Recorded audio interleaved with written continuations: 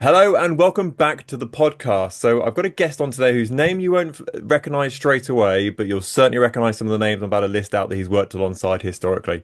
So he's coached thousands of entrepreneurs and been featured alongside such names as Alex Hormozy, Chris Du, Daniel Priestley, Ali Abdul, where he's actually been on his podcast as well. He's also spoken with a few global giants such as Google and Microsoft, who you may have heard of as well. On top of that, he's gazumping my mere two books with five books to his names. So, welcome to the podcast, Robin Waite. Thank you, Chris. That's some introduction. I'm gonna have to back that up with something of substance now, aren't I? No pressure, no pressure at all. So, Robin, let's jump straight into it. So, you talk a lot about pricing and pricing mistakes. So, talk me through some of the most common ones you see in business owners, including estate agents in that as well. Yeah, absolutely. So the first most common one is comparisonitis. So a lot of people, especially estate agents, they will go and look at what everybody else is charging, and then we have three options at that point. You can either go in and be the cheapest because you think that that's the way, that's the most attractive for the buyer, who might be opting to sort of go towards the cheaper end of the spectrum. You can go middle of the road because you don't want to be seen as the cheapest, but you also don't want to be seen as the most expensive because you also think that that might put people off from buying your services. And then obviously the final one is then being, you've got the choice to be the most expensive, which is the one which most people shy away from doing. Now, I don't mind. I'm a big fan of go and have a look at your competitors, but the challenge is you don't know whether your competitors, are actually making any profit. So whatever they might have set their prices at, if they've set, and a majority of people go towards the lower end of the spectrum, I think there's a statistic which says that, if you put 100 estate agents in a room, 10% of those estate agents will extract 60% of the value out of the market. So whether that be in terms of quantity of clients, but more importantly, financially, like they actually extract 60% of the monetary value out of that market. So you can see that then you end up with 90% scrapping over the bottom 40%. So being the cheapest isn't the best approach at all. And you only have to look at, take the most expensive as an example. You know that the one in your industry who is the most expensive typically has the most number of five-star reviews on Google or Trustpilot or wherever it might be. They've been around for the longest.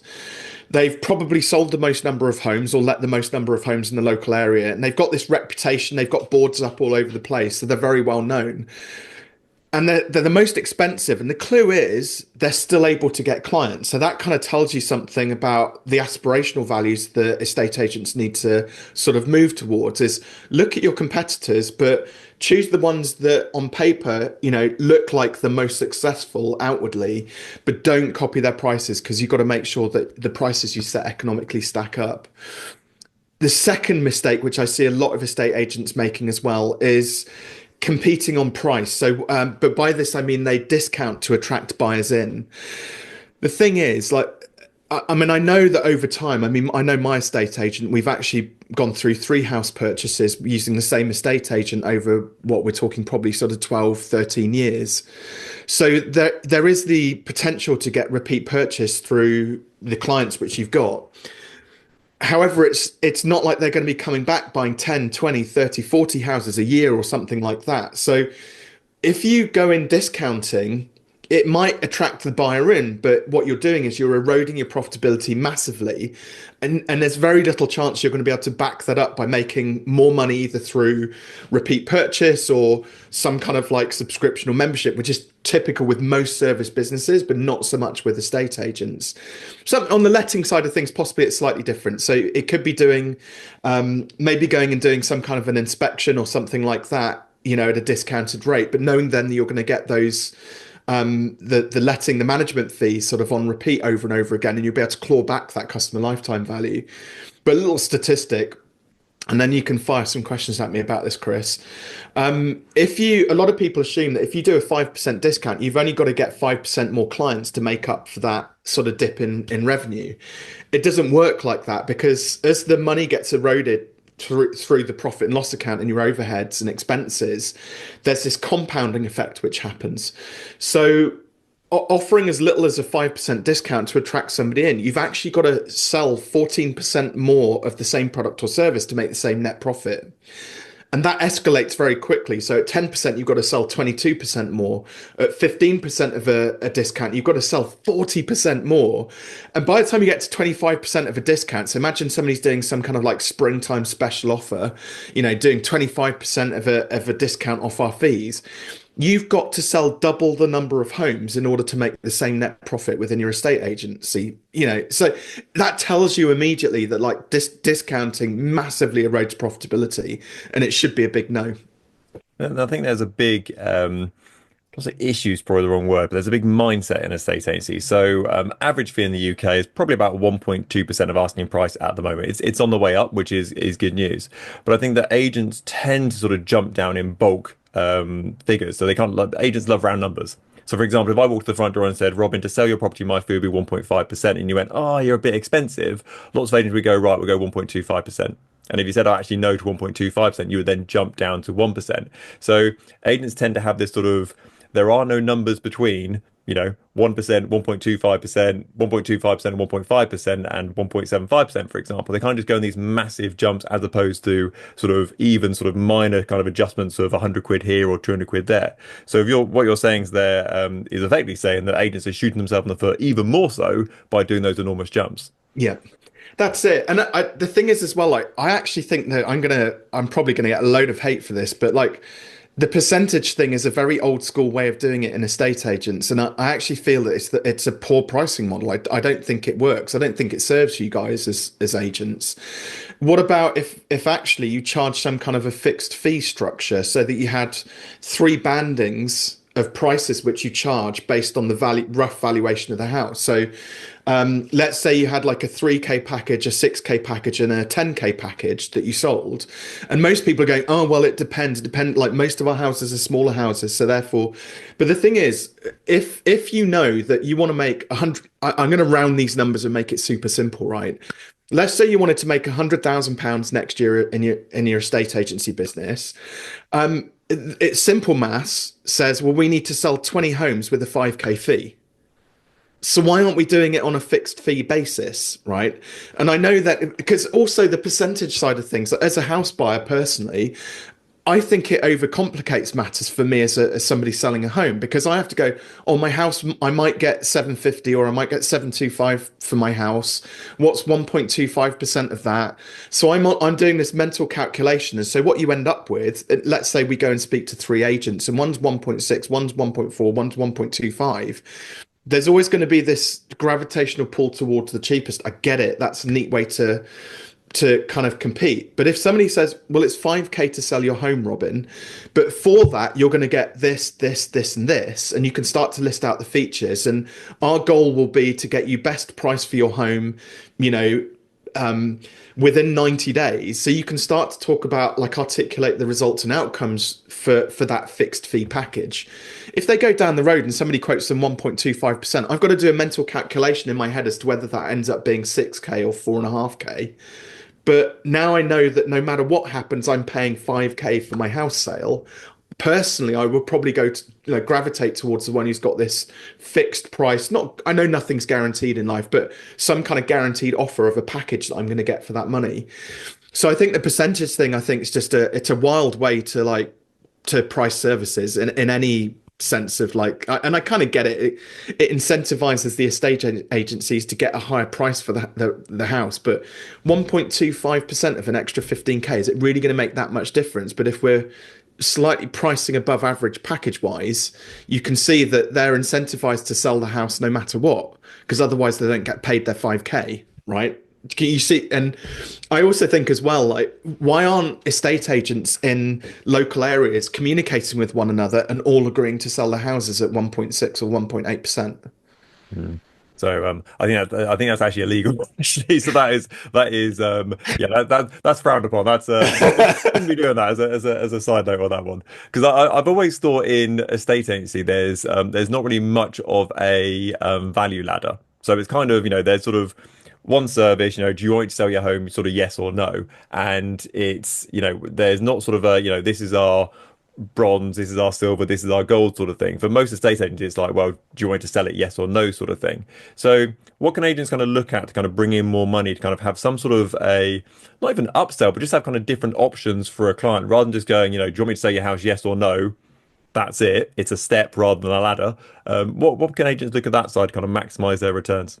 So I'm gonna before we get onto that, right? I'm gonna come back to what you just said there about it being illegal, right? Forget the legalities of it, right? Nobody benefits from there being a price war in any industry. At the end of the day, like somebody will ultimately lose out, and their estate agency is gonna go under. So if you know your competitors are doing minimum 1.4, why should you price below that? You don't. I'm not suggesting at all that you have to go and have a conglomerate and have monopolize the situation and Phew. artificially inflate the prices, right? So just to caveat that. But undercutting your competitors, that shouldn't be the go-to. It should be let's at least, all have a floor based on like what your competitors are doing rather than trying to undercut them. At least then as a customer, you have fair choice to choose between them, knowing that it's all going to cost roughly similar. Because then what are estate agents going to be competing on? They're going to be competing on things like quality of service, what extra, where extra are they going to be able to list your property in, how many viewings they do. So they're actually competing based on quality of service, not cost. Because you get that time quality cost triangle, don't you? We can either sell your house, you know, quickly and with a high quality of service, but we can't do it cheaply. And I think it's those two things which estate agents should be focused on. And then you can look at the bare economics of the business. Like if your business economically doesn't stack up to sell a house but for below 1.4%, you don't go below 1.4%, even if that means the client's walking away and going elsewhere, for example. It's far better, in my opinion, to have fewer higher priced and better quality clients than it is just to take on every single client just because they've got a house to sell. Yeah, I think that many agents underestimate how much it actually costs them to sell a property, with regard to, getting them photographs and floor plans and video tours and actually their time to actually visit the property for valuations and take on sort of all that sort of thing adds up. And when I worked for the property franchise group, we worked out that sort of listing a property cost an agent about £1,000. So some agents were then looking at their income off the other side of it and going, actually, I'm selling a flat here for, £100,000 sort of thing, and my fee is 1,300 quid. I'm getting Yeah. paid £300 for 6 months work, and that's really hard work for 6 months as well. It's just not worth it. But if you don't know sort of your base cost to start off with, then you're kind of just guessing, really. Yeah, I love that. So the minimum, when you're looking at your profit and loss account, the minimum margin I tell not just estate agents, but any business to work to is a minimum of 50% gross profit margin. So if your baseline cost for listing a property is 1K, well, your minimum fee should be 2K. Otherwise, there is literally no margin in there to cover your staff's wages and the rest of your overheads and expenses, marketing costs, cover tax and things like that. I mean, probably it's actually costing that estate agent money, I'm guessing, to actually, that £300 isn't that's a gross profit figure which you've got there. That's not actually net profit. So by the time you add overheads into the mix, it might actually be costing them £1,800 to list and sell that property. So they've contributed £500 towards that customer's, fees to sell their property for them. So you talked earlier about the sort of the different agents in the marketplace and sort of the cheaper ones, and lots of people kind of hedge towards that sort of middle ground. They'll do their research about what other agents are charging in their local area, and they'll go, right, everyone else is charging 1.2%, therefore either I'll charge 1.2% or I'll charge just below it and go 1.1, like a really smart move. Yeah. What about the benefits of being more expensive? Because I would imagine if you're sitting down with a homeowner and you're going, actually, I'm the most expensive, the question they'll ask is go, well, why do you charge more than other agents? Why are you more expensive? And that kind of is a differentiator by default. Because if everyone goes, we're all 1%, and across the board, that's what we all charge, sort of thing, they're like, okay, well, let's see, we got on with best and who values it the highest, sort of thing. Where actually, if you stand out on the fee side of things, straight away, that's a differentiator for you because you're actually, I am the most expensive, and therefore you can then kind of back that up with the sort of facts why you're the most expensive. Well, but believe it or not, there are people who make buying decisions based on like I only work with the most exclusive, the most expensive. So, there'll be people out there thinking, well, 1.5%, gosh, they must be good. And so they'll use that just purely as their buying decision. You have to remember that, I mean, how many houses a year get sold in the UK? nowadays? Hundreds of thousands, Lots probably, and I would lots. imagine. Yeah. Hundreds of thousands. So you don't need all of the clients. And I think this is what a lot of service businesses forget. You only need a handful of high paying clients in order to run a successful small local business, you know. So it's, in my view, it is possible to have a business where you're earning double the revenue and or profit with half the clients. And what that means is being the most, you have to be the most expensive in the market to squeeze out the greater profit margins, right? And there will be people who will just gravitate towards the most expensive just because they are the most expensive. Sounds illogical. The reason it sounds illogical is because most of our internal value systems are based on all of those stories that we were told growing up, you know, that money doesn't grow on trees, money is the root of all evil. Oh, look at that guy in a Range Rover. That's grotesque, isn't it? And why spend 100 grand on a car? And you can't have those trainers, Robin, because, you know, we don't have the money and we're not going on holiday this year because we can't afford it. We've all grown up, 99% of the population, hearing stories like that. And so, you know, and there's this 1% bracket which, you know, have some kind of a trust fund or a good job and income, and, you know, parents that had a good money mindset and money story which they grew up with. And actually building a business geared towards them, the moment you kind of bring your own money story into it and go, oh, you know, people can't afford it, you've lost the game, right? Because you've made a decision on behalf of the entire marketplace. You know, I find it baffling that, like, I mean, I'm Chris, you know me quite well actually, but I'm quite stubborn, very pig-headed. And when it comes to business, I don't have a plan B. The only plan I've got is for success. I'll make my coaching business a success come hell or high water. And it means charging an amount which produces profitability within my business. It means having an excess of cash flow so that I can put some of that into a rainy day fund. And I think a lot of business owners allow their own internal value system to, like, be attached to their business decisions, whereas actually you can have your own money story and wobbles going on here. The moment you bring it into the business, your business is going to struggle and have money worries and struggles. Mm. Your cash flow and profitability is like oxygen that you feed your business. In any other circumstances, you would never, like, you wouldn't deprive your dog of oxygen. You wouldn't deprive your kids of oxygen. So why do you treat your business any different? If what it needs is cash, well, you have to set the business up practically and economically for profitability. And I think so many business owners just forget this. And also you have, this is a slight side note, but you have accountants, for example, who work with estate agents who are very backward looking, and they'll look at it, your business from the perspective of, like, trying to save you as much tax as possible, right? I love paying tax because if I pay a lot of tax, it means I'm making a ton of profit in my business, right? So I don't want my accountant to be saving me as much tax as I possibly can do.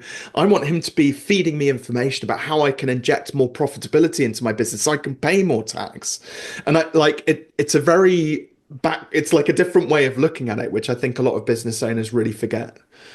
Let's talk about cash flow, because cash flow is a little bit the curse of estate agency. So imagine that you launch Robin's estate agency today, for example. It would probably take, let's say, 10 months, 9 months, 6 months before you got a penny out of the business in any way, shape, or form. Estate agencies were a kind of a terrible business model where you do a lot of work up front on sort of the hope and dream you'll get paid down the line, which obviously means that cash flow wise, it's a very poor business until you kind of catch up to that sort of month seven, month eight, and it kind of then the sausage machine sort of is working, going through sort of thing.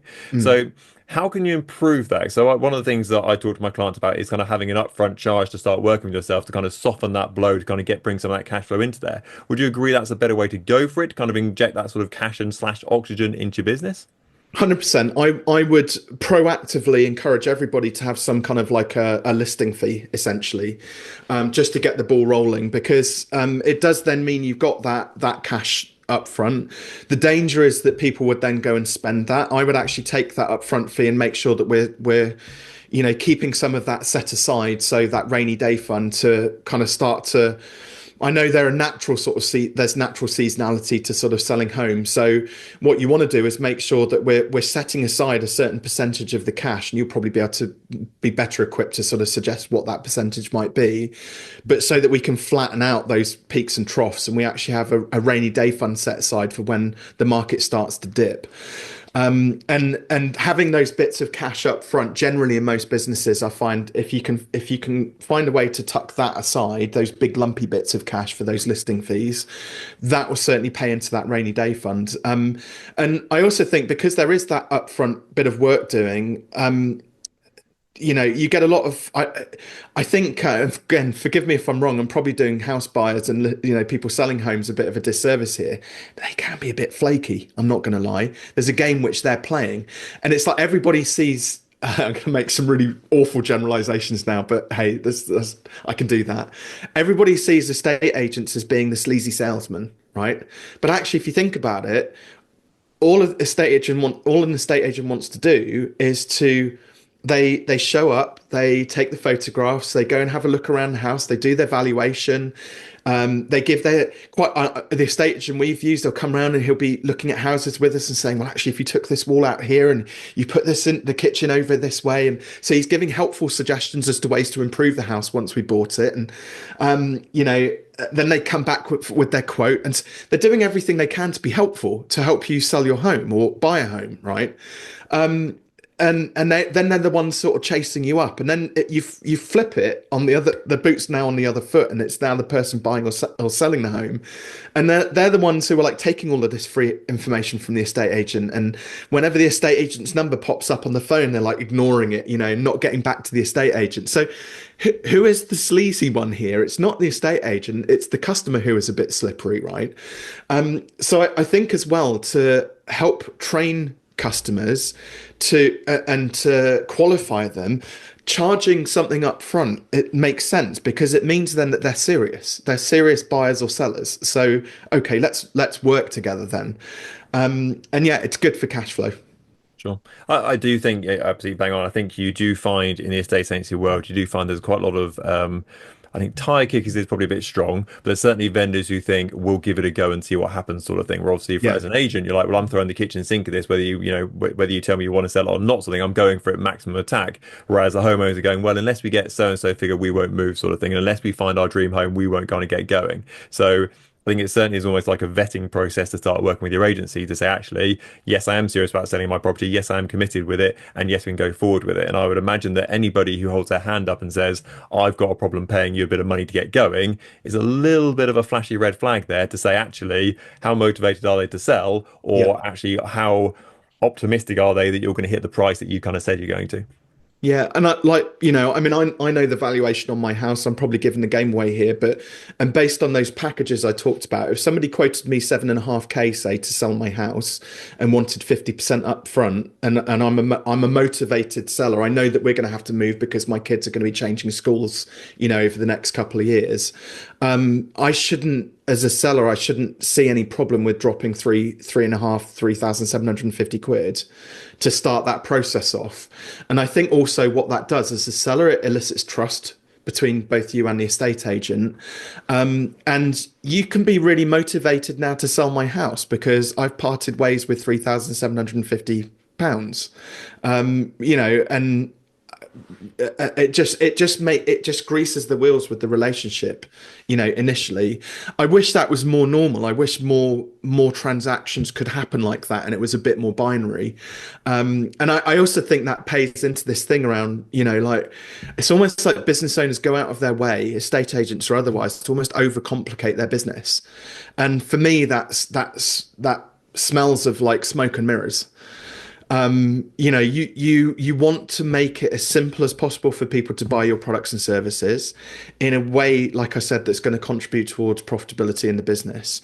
And then your numbers. You know that you've got to sell X number of houses, average on this package, at this price point. So you can then this is where you can then start to get into like your marketing and sales strategy. If you've got to sell 200 homes a year, an average of 5K, say, well, all of a sudden, that's on average, what, 15 homes a month that you've got to be selling. So 4 homes a week. Well, that means we probably need to be going and doing, forgive me, I don't know necessarily the tech. You double it up to kind of you double up to kind of 8 market appraisals or so, There which you is go. So 8 appraisals, which leads to four listings, which, and so the numbers again then become very predictable at that point. If you're having to like work on percentages and stuff like that, I think it muddies the waters just ever so slightly. And also makes cash flow predictable. If you're then doing, I don't know what's fair, but the listing fee, whether it's 25 or 50% upfront, again, you know what the cash flow then looks like. It becomes far more predictable. yeah. And I think that many agents will listen to this and will I think gawk's probably the wrong word, but they'll probably shake their head slightly with those figures. But I always say I've got clients at the moment who are charging thousands of pounds up front to start marketing properties. So it is a thing already, and it is becoming more of a thing. I was on a rare trip to Facebook the other day, which is always a treat. And one of the groups on their estate agency groups was saying who charges up front for listings, and a lot of people were going, yes, yes, yes, we charge up front, absolutely, we charge up front. Wouldn't have it any other way. So there's more and more people who are going towards that model because they see the benefits of actually having cash in their hand and their bit. Even if it's £1,000, if you get an extra 5 listings per month, you can get £5,000 into your business every single month. That pays your base costs. You can pay for your staff, your right move costs, etc. And you know that guy's kind of coming in most months, and that makes your life so much easier. And then obviously when the banking comes through properly down the line, obviously that's a big benefit to your business as well. So I think it's definitely the way the industry is headed, without a doubt. Yeah, and I mean as well. You said something really like quite telling there. Oh, people might gawk when they hear some of the things which I'm saying. As Chris, as you know, I can be slightly controversial, right? But they can gawk all they like, but if they're also moaning about their current circumstances, there's an issue there. Mm. I think gawk, but also being open then to sort of improving your situation and having fewer clients but making more profit. Like, where's the harm in that if you can set it up well? And even things like when I'm talking about sort of packaging as well, and going back to a question you asked sort of way back was about sort of how can you start to increase the average sort of transaction amount as well. I think that's a neat way to start to increase profitability. Because let's say at 5K for a package, I should make these numbers up, but let's say it's 5K on average for a package, but you're making like a 40% margin on that. If all of a sudden you say, okay, well, actually, we're doing these advanced 3D tours now. So you can bolt that on for an extra 1K on top of it, and that increases your chances of selling by 23%. Notice all of this is backed up by statistics. You'd have to go and find the evidence, to back these statistics up.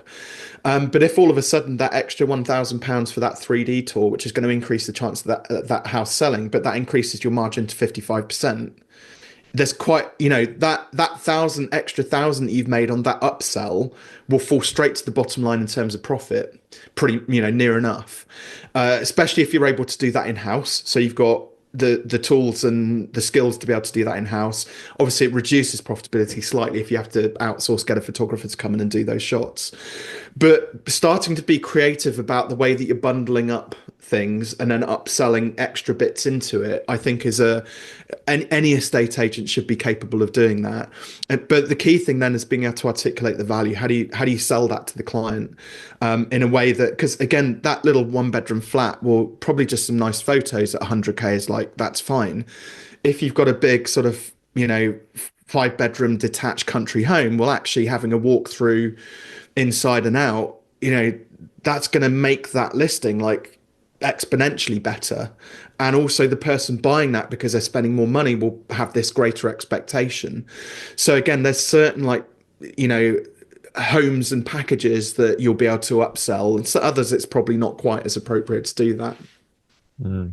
Yeah, I think that I think people in the UK are kind of uh, either waking up to it or aware of the fact already that the estate agency model in the UK is quite broken because Mm. there's a big push into self-employed estate agency, so that's quite a big kind of growing part of the marketplace is people kind of going out on their own and sort of lining either doing it all themselves or lining up with a brokerage, and the percentage sort of falling out of bed and sort of throwing the towel in or going bust or whatever it may be after a certain period of time is shockingly high, and it's usually as much to do with their agency skills as it is to do with the business model they're in. They're kind of in a bit of a sticky wicket to start off with by operating in kind of the UK estate agency market because the cash flow is such a poor system, and obviously there's Mm. such a kind of a sort of a stereotypical process to follow that people just kind of buy into that game without thinking kind of through whether they actually should be doing that or not. That's it. Yeah, absolutely. And again, there's a lot of business owners I can imagine who are just kind of struggling sort of day to day, and but they carry on doing the same thing. And as definition of madness is doing the same thing and expecting different results. I think one of the things I always encourage my clients to be is like avid enthusiasts around the numbers. And quite often you get people who are like, "Oh, I'm not very good with numbers," or maybe even that, so they have some kind of dyslexia around the numbers, for example, which is fine. If that's you, go and speak to an accountant, find somebody who does understand the numbers and can translate it to you. But I do genuinely believe that business owners have they have to be enthusiastic about numbers enough to be able to interpret their profit and loss on a month by month basis and to be able to make practical decisions to adjust their prices, reduce their overheads if they're too expensive and eroding profitability. If cash flow cycles are so important here, so finding creative ways to speed up the cash flow cycles. We talked about what happens on the front end, listing fees, but if the average house is taking us 9 months to sell, but our competitors are taking 6 months to list and sell a property, there's a problem with our process. So having a look at how can we reduce that even by a month, and increase that cash flow cycle by 15% can have a massive positive impact on an estate agent. So I would just, and everything in numbers, everything in business is all about numbers. It doesn't matter, it's not just about the profit and loss or cash flow cycles, but conversion rates, number of listings, views that you're getting on social media posts that then lead to eyeballs on your listings on Rightmove and the various websites online. It's all numbers based. Like you need to be an avid enthusiast around the numbers. Hmm. I think that sort of a hack that I would lean into. So I do as much numbers as I have to. I would say I don't love the numbers, but I do as much numbers as I have to. So over Christmas and New Year's, I had an evening where I was free at home alone, which is very exciting these days. And I got straight on ChatGPT, and literally I spoke to ChatGPT for an hour and a half, and I was like, this month I did this month my outgoings was that, this is what that cost, that's where that money went, sort of thing. And within like 20 seconds, it was like, great, here's what you're doing well at, here's what you're doing bad at, here's your percentage on this, here's where you need to improve, you need to nip and tuck this sort of thing. Would you like me to make a 6 month plan for you for next year to improve this? I was like, yes, absolutely, thank you very much. And it literally went through those stages with me to say, you're doing great at this. You're terrible at this. This is what you need to do to improve it. So even if Yeah. you're terrible at numbers, if you can talk to a computer or to a coach and say this is what I should be doing, it can be really easy to do.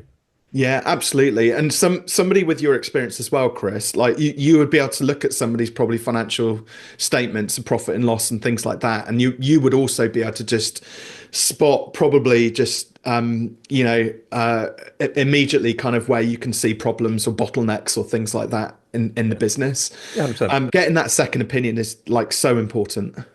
Yeah, I think that people worry. So with me, this is probably no exaggeration. I think if I looked at someone's market appraisals, instructions, sales agreed, profit and loss sheet, I can tell you where their flat tires are in about 20 seconds. And that's not me exaggerating because I just know what to look for. I don't, it Yeah. doesn't, I don't need to be the world's best mechanic, with regard to a car. I can just look at the dashboard. And if I'm at like 9,000 RPM and it's bouncing off the rev limiter, well, Kelsa Breeze only changed gear. So you don't need to be kind of know the entire nuts and bolts with regard to how kind of the engine works as a business. As long as you know the figures you should be looking at sort of day in, day out, and month in, month out to say, actually, what am I doing well over here and what am I not doing well over here? As long as you've got that dashboard in front of you, know what to look at, the rest is really easy. What do you see as like, if there was, I'm going to flip the switch a little bit on you, Chris, Yeah, now actually, great. because you know the numbers. What do you see is the one most common sort of bottleneck in an estate agency? It's going to sound very stupid. Well, there's two. I'll give myself a grace of one extra one. One is not enough lead generation on the front end. So just not generating enough sort of buzz and market appraisals into your business. And the second one, funny enough, is actually not selling enough property Mm. and is looking at people who have 10, 15 properties for sale and they've only got a handful under offer. and you've got so much sort of potential income for your business, it's your lowest hanging fruit. Actually, just to put a little bit more work into properties you've got for sale currently and go, actually, what can I do to get these properties sold? Now, usually, presentation wise, they should be pretty good already if you're doing your job right. Usually, it's a pricing conversation with the homeowner, and agents procrastinate on that longer than they should do because they think, oh, I value the property, and therefore, if I kind of say that it might not be that value, I kind of I'm shooting myself in the foot here, and I've done myself a misjustice.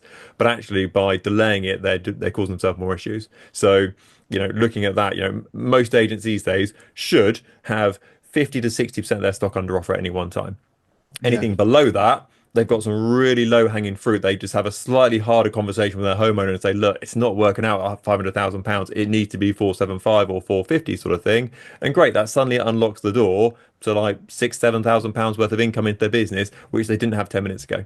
So that's certainly one thing that you can look at, and that just really makes a really quick change. Because it's interesting. I mean, you know far more about the industry than I do, but again, as a buyer, I mean, we've been looking at some houses recently that sort of getting into that seven-figure mark, that million sort of barrier, and within 3 months, I've seen one that we were watching has dropped from a million to 850,000, and there's a part of me which is like, was that agent just massively dishonest with the homeowner in the first place by vastly artificially overinflating the price of that house? What, like, because that can't be good for business, surely. Yep.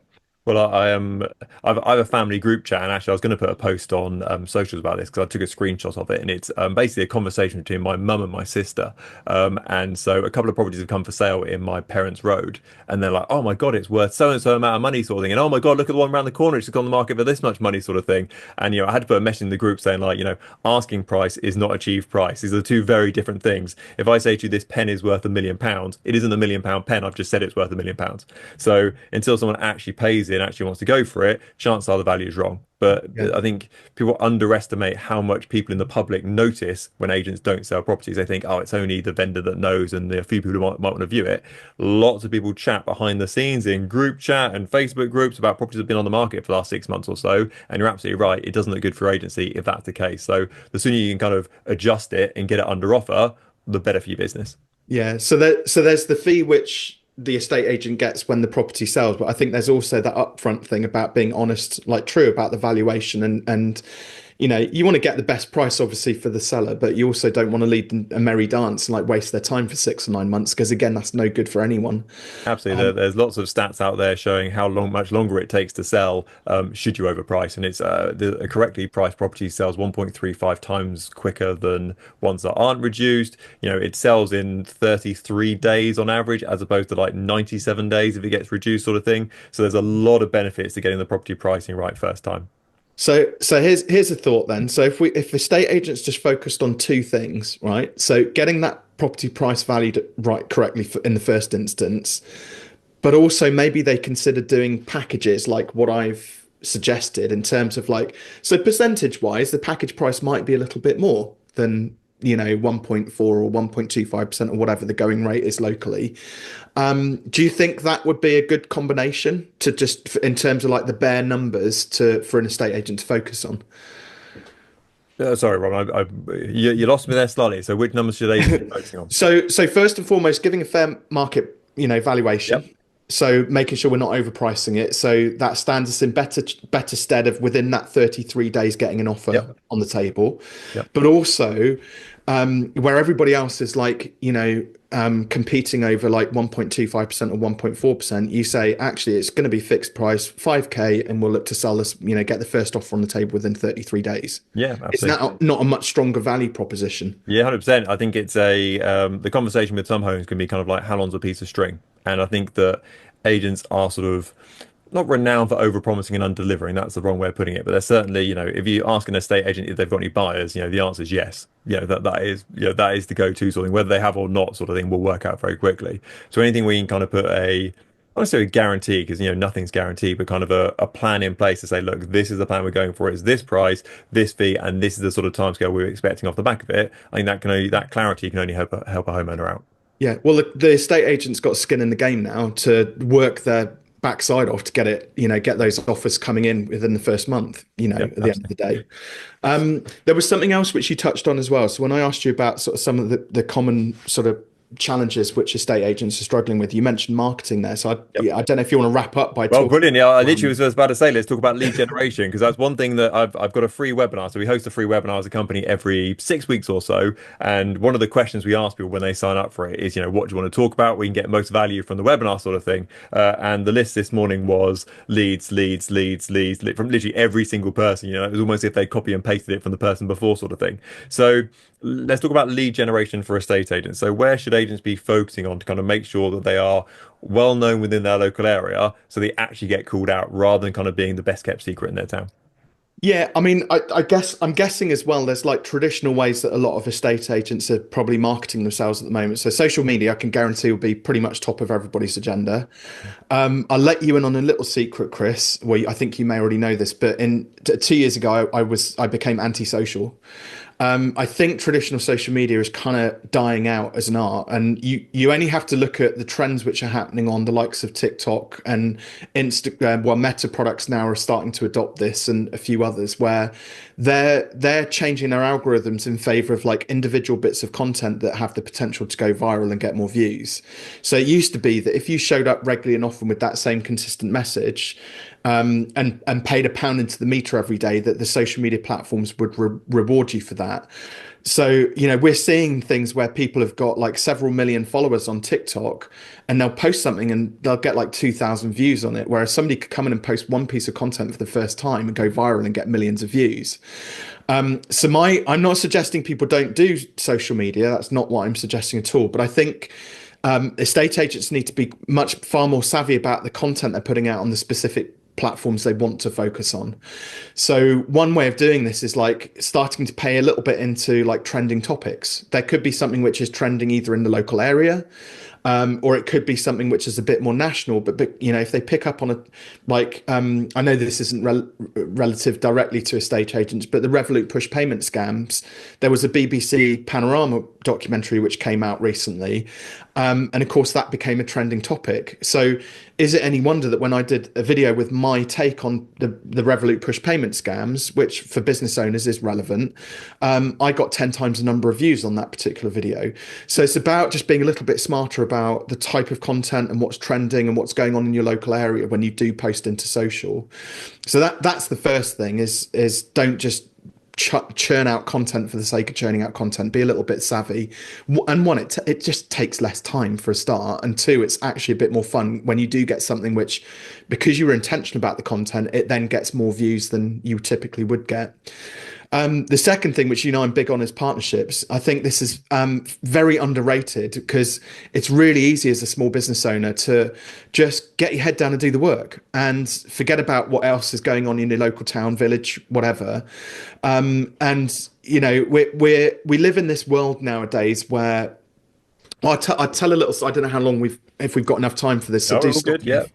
So the landscape in business has shifted so dramatically over the last 20 years. Most wouldn't have noticed it because it's like seeing your friend's children for the first time in a couple of years and you go, oh my, haven't you grown? But 20 years ago when I first started my business, you could, get some business cards printed out, go to a BNI networking meeting and you could get clients. Well, at the time in the UK 20 years ago, there was only 468,000 registered businesses, right? So this great thing called the internet shows up and becomes big. And so now, everybody can register a business in minutes online. And so today we've got 6 million registered businesses in the UK, which means that there are most likely 12 times the number of pretty much every industry, no matter what you're in, estate agents included, 12 times the number of people competing in that industry, on and offline, doesn't matter. Then you add into the mix like social media. So there was this big trend when smartphones came in, and then Facebook and Instagram sort of started to grow around about the early 2010s, where now you've got not just 6 million people competing in your local, 6 million small businesses. You've got this global marketplace with everybody clamoring on social media going, buy my stuff, buy my stuff, buy my stuff. Which one would you pay attention to out of? So you got all these people shouting, buy my stuff, but there's one guy there with 100 people around him holding court, or her, I should say. I've got to be politically correct. And quietly, he's just speaking to these 100 people, expressing their expertise to them, and they're all just quietly listening in. who are you gonna pay attention to in that room? You're gonna look at the guy who's got 100 people stood around them like holding court. And there's this notion with partnerships that that's how you want to be seen as that expert that other people want to listen to, partner up with, collaborate with, hold court with. That I think estate agents could definitely learn something from. Now, when I was doing traditional social media like 2 years ago, churning out loads of content like all the experts tell you to, I was probably spending 30 plus hours a week. In fact, I even hired somebody full time to do all of my content for me. And I'll be quite frank, the number of ROI, the amount of ROI I got was zero. I couldn't directly correlate one single client to the work she did, and she worked full time for me. Did a great job, loved the content, but just didn't produce any results. I switched to partnerships. I spend probably 3 to 4 hours a week on partnerships. I only need a small handful, 5 to 10 solid partners that I maybe work with, and I get far better results. I get double the number of leads and inquiries coming through because these partners are introducing me like to their crowd, their audience. And it's a bit like the only thing I can liken it to, whether this is a good analogy or not, if I was sat here going, I'm amazing. Look at me. Look at all the great things that I can do. Everybody's like, what a knob, right? Whereas the fact that you trust me enough, Chris, to invite me onto your podcast and allow me to kind of share some ideas and thoughts and insights with your audience, there's immediate trust elicited there without you saying to other people how good I am. The mere fact that you've allowed me to come onto here like demonstrates a certain level of trust to your audience. And so that's what partnerships are all about, is when you get those referrals through from other trusted advisors. So we're talking here about IFAs, mortgage advisors, photographers, videographers who specialize in property. It could be local business owners or property, people who are building a property empire or whatever, however you want to describe it. Finding these local trusted advisors who they're like, go and speak to Chris because he's the guy you need to speak to if it's around selling your property, then you're going to get far better results. And just invest 3 or 4 hours a week. And it could be taking them out for lunch. It could be, there's a thing called I saw this and thought of you, which is where you just send them a little gift or a little whatever. Oh, there's a podcast that reminded me of this conversation we were having. I thought I'd send it to you. Staying top of mind, with people, far more effective. You can do as much ads or social media as you want to do, and there is some benefit to doing that. But partnerships, in my view, best way forward. Robin, thank you so much for being on today. It's been absolutely brilliant. So if anyone wants to get a hold of you, how can they get in touch with you? Yeah, so I've got a little gift for everybody who's listening or watching this. A signed copy of my book, Take Your Shot, which I'll post to anywhere in the UK or the world, wherever your people are listening in. So that's at fearless.biz/TYS. And then obviously, if people have got questions to follow up with this or want to tell me about all the legal implications of things, which I talked about earlier on, then probably LinkedIn or YouTube are the best bet to jump on there. Yeah, perfect. I can attest to typing in Robin Waite into Google, you come up very quickly, sort of thing. So absolutely. Thank you. And I've read the book; it's really, really good. So, and not about it's about golf, but it's not really about golf. It's about business. So it's really, really good. So, Robin, thank you so much for being on today. You've been absolutely brilliant. Thank you so much. That's my pleasure. Thank you, Chris.